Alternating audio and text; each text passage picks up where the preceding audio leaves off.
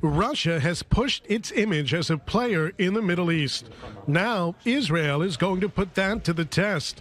Israeli Prime Minister Benjamin Netanyahu is in Moscow on Wednesday for another in a frequent series of meetings with Russian President Vladimir Putin.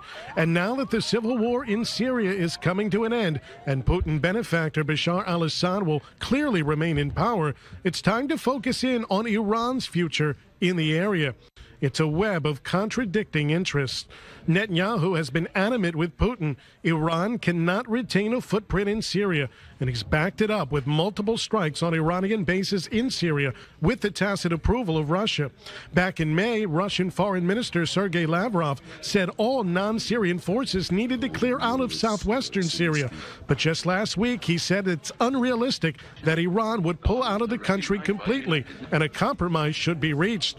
Iran feels it needs to help Assad take back full control over Syria and make its own deterrent power felt.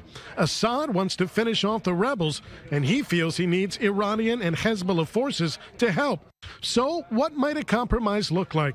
Reports say Russia will propose a buffer zone of up to 80 kilometers off the Israeli border, past which Iranian personnel could not enter. And in return, perhaps Netanyahu can talk his ally, U.S. President Donald Trump, into Russian sanctions relief in return for its help in neutralizing Iran. The big question is whether Russia can deliver on forcing Iran to move, especially since it has no incentive to roll over. Putin may need to convince Assad that Iran, especially under the weight of reinstated sanctions, will only be a burden down the road. Mike Wagenheim, I-24 News.